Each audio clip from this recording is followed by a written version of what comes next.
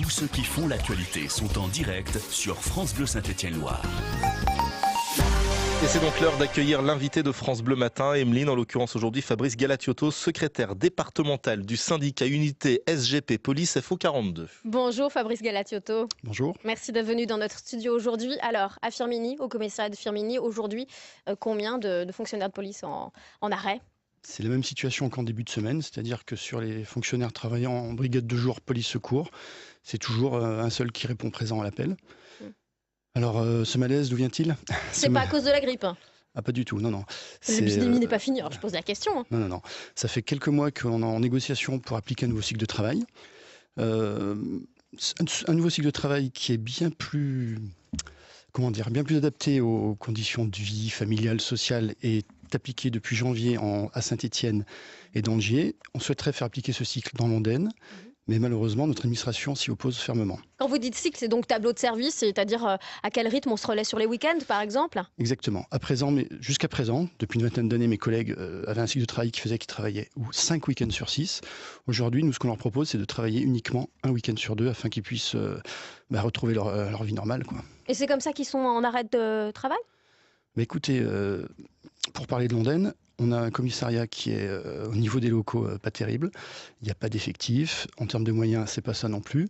Là, ça, c'est la goutte d'eau qui fait déborder le vase parce qu'on sait que mes collègues, ils n'ont aucune espérance devant eux. Et c'est vrai qu'on a connu des mois assez lourds pour les forces de l'ordre globalement, entre les manifs contre la loi travail, les matchs de l'Euro, ça fait beaucoup. Exactement, ils ont été très sollicités. Ils sont très fatigués, sauf que j'ai vraiment l'impression que on ne prend pas réellement en compte cet état de fait. D'ailleurs, quelques heures après que mes collègues étaient en arrêt de travail, ils ont été convoqués immédiatement à une contre-visite, chose qu'on n'a jamais vue. Et ce qui nous a satisfait, c'est que lorsqu'ils ont vu le médecin contrôleur général de la police, attention, à Lyon, écoutez, celui-ci a validé l'arrêt de travail de nos collègues et n'a pas du tout cassé ses arrêts de travail, comme je le pense, cela est espéré. Donc ce n'est pas c'est pas une grippe, comme vous dites. Quasiment 7h53 sur France Bleu. Notre invité ce matin, Fabrice Galacciotto, secrétaire départemental du syndicat unité SGP Police FO 42. La suite du dossier, c'est le CHSCT vendredi et peut-être l'arrivée de nouveaux effectifs. Le ministère de l'Intérieur a promis 10 postes pour la Loire. On espère qu'ils soient pour Firminy. Tout le monde va les vouloir, non ? Tant Rive de Gier, Saint-Chamond que Saint-Étienne, non ? Effectivement, mais alors c'est bien que vous ayez cette information, moi je ne l'ai pas. Toujours est-il que c'est comme la fois où on nous avait promis 130 policiers, qu'on en avait arrivé 50, et dans le même sens, à l'inverse, d'autres partir en mutation et en retraite, donc pas grand-chose en plus. Mais même 10, ça ne comblera jamais ce qui manque dans toute la Loire. C'est quoi le risque finalement pour ceux qui viennent quand même travailler ? C'est un risque de bavure C'est simple, c'est le cycle de travail qui est proposé dans l'Ondaine. C'est un cycle qui a déjà été testé en France, à Saint-Malo. Suite à l'expérimentation, ce cycle a été rejeté à 100%. Et il a été analysé par la suite que c'était un cycle de travail qui agrandissait la fatigue et qui, mes collègues avaient une vigilance beaucoup moins élevée.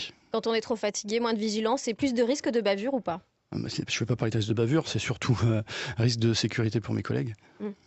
Qu'est-ce que vous inspire l'arrestation d'Aulnay-sous-Bois, dont on a vu les images, dont on sait qu'un jeune homme a été grièvement blessé à l'anus par une matraque ? Mais je vais vous dire, déjà, mes collègues sont présumés innocents. Ensuite, il ne faut surtout pas s'inquiéter, l'enquête et la justice va faire son œuvre. Mais les interventions de police, c'est toujours sur le fil. Si je fais une analogie, par exemple, imaginez un policier qui se fait agresser, un policier acculé contre un mur, qui se fait agresser par un individu, qui aura comme seul moyen de le repousser avec sa matraque en visant les jambes. À ce moment-là, l'individu trébuche et le coup est porté sur la tête. On aura un policier effondré parce qu'il sait que c'était une zone qu'il ne fallait pas atteindre alors que c'était complètement involontaire. Et de l'autre côté, on aura une famille, une opinion publique qui dira « Ouh là là, mais qu'est-ce qu'a fait la police ?» Voilà, c'est toujours compliqué, donc laissons faire l'enquête. Sauf qu'entre les fesses, on ne voit pas comment ça peut être accidentel. Écoutez, je n'ai pas plus d'éléments que vous, donc l'enquête fera son œuvre. Merci en tout cas Fabrice Galacciotto d'être venu en direct sur France Bleu Saint-Étienne-Loire. Merci.